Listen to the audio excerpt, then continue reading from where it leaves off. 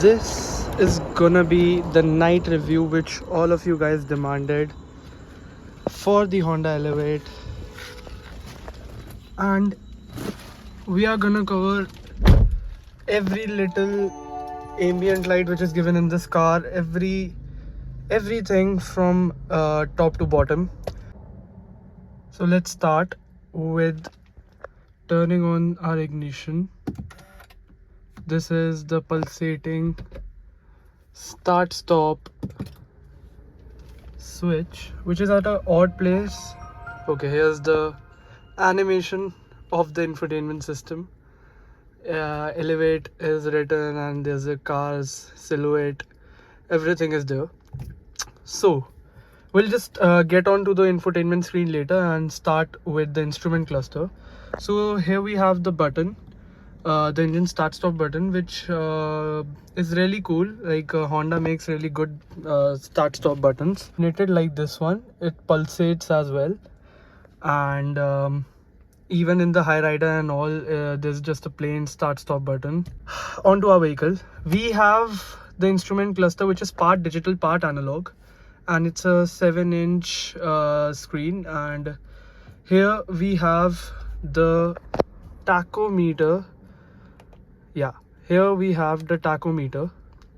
We can change it to range and fuel, which shows us it's the basic Honda instrument cluster which comes in the Honda City and Honda City e-HEV also. And here we have the speed and time. It will show the average in kilometer per hour units and how much the car has run, which has been 8 hours 38 minutes. Okay, then we have the G meter, the G force meter, which is not really required in these kind of cars. Of course, we are not in Formula 1, but yeah, it's good to have that. Then there's safety support, and this will let you decide if you want the road departure mitigation system, the parking sensor system, the collision mitigation system, which you can turn it off, but it will turn on every time you turn on the vehicle.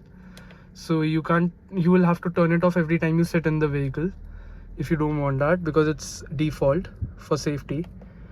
Then there are these settings. Here we have the fuel indication, then there's the temperature of the car, then there's all the particular symbols. If the parking lights are on, automatic headlamps are on, seatbelt indication. Now we'll start the car and we'll see. Yeah, the infotainment system turns on again as I started it. Yeah, there you can see the animation, the cool animation which Honda is doing now. Very gimmicky by Honda, which I love, obviously. Now let's come to this part. Okay, so here's the infotainment screen. So I'll just show you how slick the screen really is and how we're able to operate it. It's very smooth. Honestly, the UI is so good. It's basic, simple Honda UI. Now in Apple CarPlay we get everything. If we click this Honda logo here, we'll get back to the home screen. There's the Apple CarPlay, and here we have obviously Google Maps. Now many people ask me that, does Google Map lag or something like that? How's the functionality? So for example, I'll type in something so you can see how usable it is. I'll type in, yeah, we'll just put on the location there. Is it searching? Yeah. So look at the UI. It's absolutely smooth. The way I'm operating it, it's very slick to use. Very unlike Honda screens, but now they have improved it, and I will just show you the settings. You can browse to and keep it on light mode as well. Now let's I showed you how the maps are gonna look. You have a wide angle, wide view. Even if it's in a small tile like this, you will get a proper view of navigation. Now I'll just show you different things you can mess around with in this infotainment screen. So now we'll get to here. So you swipe up and you get features like clock, calendar, compass. You will have to use a USB drive to upload a picture here. Now this is the real-time camera which is on a wing mirror, the lane watch camera. The Honda calls it the lane watch camera, and we will be able to set this or the rear view monitor, which is actually the rear view camera which would function if we drive the car. So this would be on if you want to turn if you want it on at all times. You can have this while you're driving, so that you get to see what's behind you. Now we have the Honda logo here, obviously, and different shortcuts. We have the device list, USB connect. Okay, so let's start from here. Lane watch. So display time after turn signal is off. So when the lane watch camera is activated, sorry, this is not a German car. When the lane watch camera is activated, we will get to see everything which is covering the blind spot. But when we turn it off, and when I turn it off, the camera will go away. But if I want to change that, if I want it to stay for 2 extra seconds, see, that will stay here. Now let's get on with the rear wide camera. Again, the basic settings, what all you want to see. This is the time settings, everything like that. Wallpaper you can change from here. I think everyone has covered this on YouTube, so I'm just gonna keep it short. So this is the system volume. Now we have the sound. I've configured it to this right now. I would suggest you guys, if you want a good subtle bass, keep it on beat, and this on center. This you can customize the sound levels from where you want to hear your sound, only in the back seat or only in the front seat. If you are chauffeur driven, then you can keep it here. Otherwise this is fine, absolutely fine. Now the sound system is actually really good. It's not that bad, it's very good, I would say. Now we'll have a look at the lights of this car, at the ambient lights. So each of this button gets illumination. Here we get a hazard light switch, and these are the indicators. They do make quite a sound, but they are fine. So look at the attention to detail Honda has done here. There's light between the scroller too, as you can see here and here. So here is how the window controls look. This is not all the power windows are illuminated, which include just the driver side's window, this switch, the child lock for the windows, and the opening switch of the car, the door lock switch. Not the wing mirror switch, which is not operated, and the mirror adjustment as well. Now we have the traction control button here, which we can see that is illuminated, and the headlight leveling, of course. So here you can see the ambient light on the wireless charger. Here it's visible, and we have the button, a dedicated button, and which is illuminated as well for wireless charging. Here there are the AC controls. These knobs, the airplane switch controls which are given on the Honda, are not obviously not illuminated, but all of this is illuminated, which is actually needed. Here if I turn off the screen, here all these buttons are illuminated. As you can see, the volume up and down, the home function, and we also get a dedicated button to increase the brightness if we are in night mode or day mode. Now here we get footlights, as you can see here, and this is the footlight in the cabin. in the passenger side, and the in here too. I think I won't be able to show you that. Now let's get to the important part. Everyone has been asking me how's the headlight throw, so I'll let you know. See, as now you can see the spread is decent, right? This is the auto beam, high beam, and this is the low beam, high beam, low beam. Better than Seltos, of course, because it has auto high beam assist, auto headlight assist, which comes in the ADAS features as well.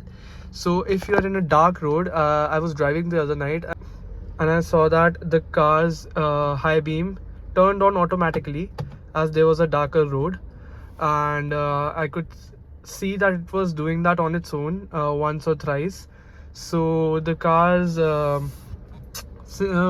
automatic function seems to work really well, automatic headlight function, and this is really good. This is an important safety feature, I would say. How are the cabin, see, the sunroof button is also illuminated. Here we get a mirror with light. Not the same case here, there's no light here, as I'll just show you. Yeah, no light here.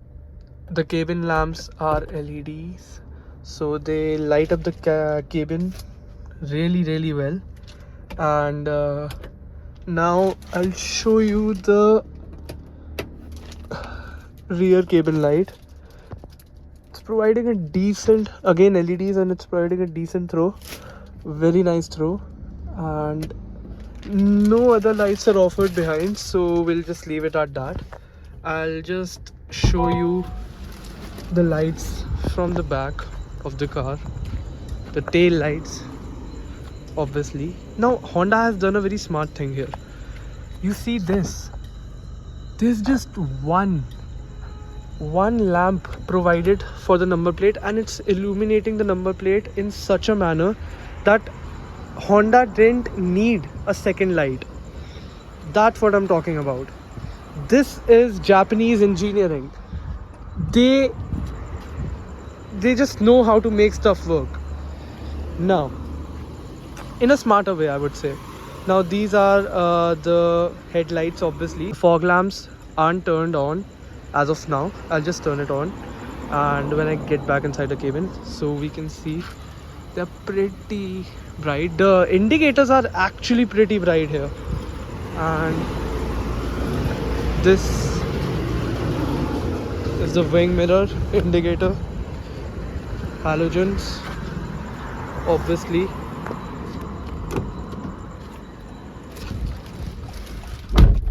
Now we'll get back inside, and I'll show you what the fog lamp does. Yeah, now we have a proper spread.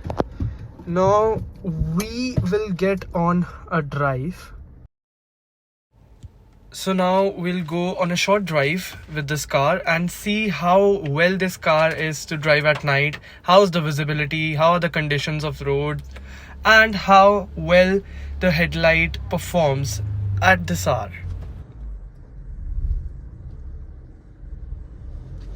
Yeah.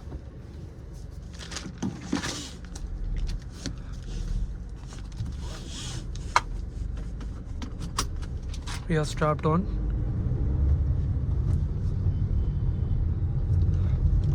We'll use the wipers.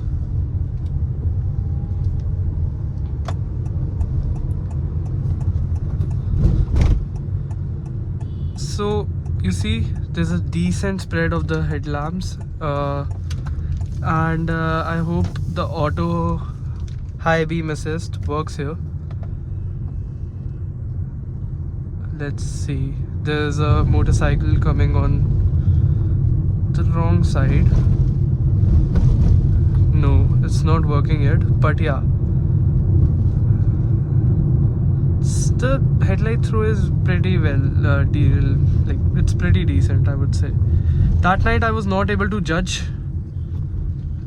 so yeah, see, like on a road like this, I felt like the headlight was adjusting the spread as well. Obviously it's not a Mercedes, so it won't do that, but that's what I felt like the spray isn't that narrow as well, the spread actually of the headlights. And there's the lane watch camera.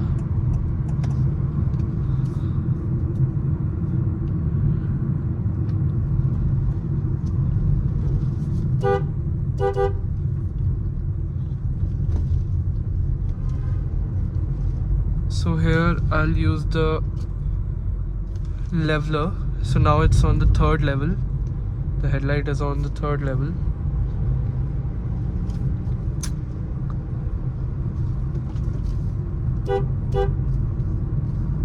Yeah, I can see plenty of road now. Even though there are, where the roads are well lit here, street lights, but I'm able to see everything. See, this is the spray, this is the spread. It's pretty decent, I would say. Well done Honda for making such good headlights with auto high beam assist. And yeah,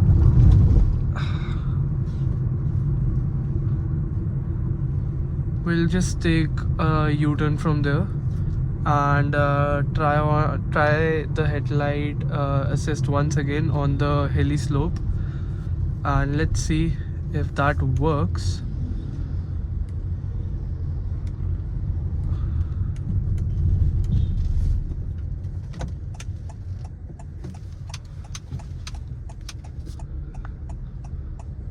The turning radius of the car is so damn good. Actually, I didn't make a good enough turn, so that's why I didn't take a turn in one go, but it's pretty good. It's pretty damn good. Turning radius is 5.2 millimeters, and that's just better than Honda City, I would say. So right now, yeah, the headlight through is decent, I would say, honestly. This car takes on bumps so easily. Like, I don't have to do anything. We are on 6th gear now, and the engine is running smooth.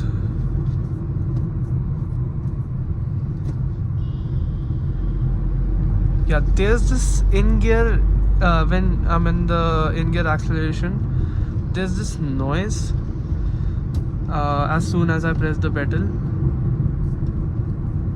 from the engine. Maybe it's because of the BS6 phase 2, but yeah, we'll be able to see the headlight spread here. Okay, you see that? It just worked. It just did the auto high beam, and that's what I was telling you about, and the spread is decent here. If you see the wing mirrors are not wide. They are wide, they are decently wide, but they are longer in length.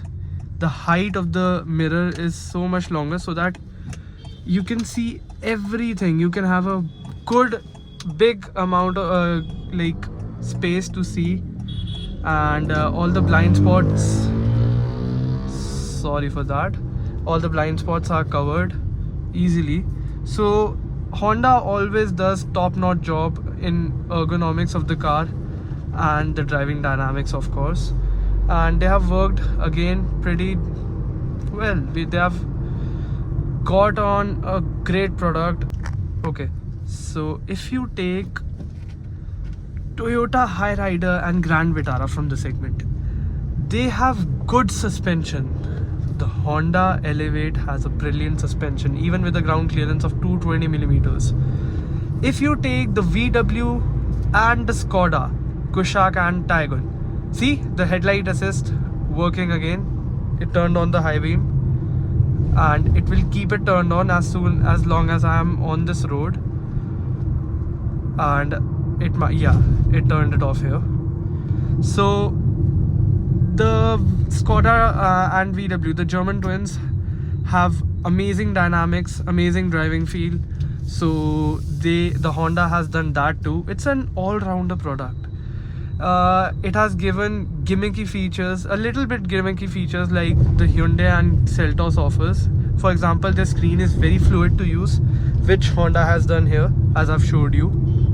And they have the lane watch camera. They might not have the 360 camera, but they have they have covered actually every part of the vehicle which needs to be like, for example, if you need a camera on the right side, which is not really required, so 360-degree parking camera is not a major necessity. And they have given an auto dimming IRVM, which Mahindra XUV 700 doesn't provide you with. So even the cars in the upper segment don't provide you that. So I think Honda has done a pretty good job of building this car. They have covered each and every point, and in the past they have seen what all the manufacturers are doing, and they have taken notes. Obviously, I'll show you the in-gear acceleration. We are in the second gear while climbing a hill. We are at a speed of 12 kilometer, and the vehicle easily pulls through. There's that noise again, but I think it's because of the phase 2 of PS6, but that doesn't seem to be the case in Honda City. So I think it might also be the reason that the car is 150 kilos heavier than the Honda City. Now I'm gonna do this last corner. The steering is just a delight to drive, and the steering is just a delight to hold actually. What am I even saying? It's so slick to use. It's light at low speeds, and it just puts on some weight as you go at higher speeds, and it's not a gimmicky weight. It's not a fake or a vague weight which is added on by the Korean brands. It's a very precise and accurate steering. So this was the night drive of the Honda Elevate, and all the night lights which I covered here. The ambient light, you don't get any ambient light here, or even in the door pads, even in the handles, but I think the cabin is pretty well lit up without that too. They might give that in the facelift, but as of now we don't get anything. I'll see you guys in another video. Till now, this is it. Thank you guys for watching. If you like this video, do like this video and give it a big thumbs up and subscribe.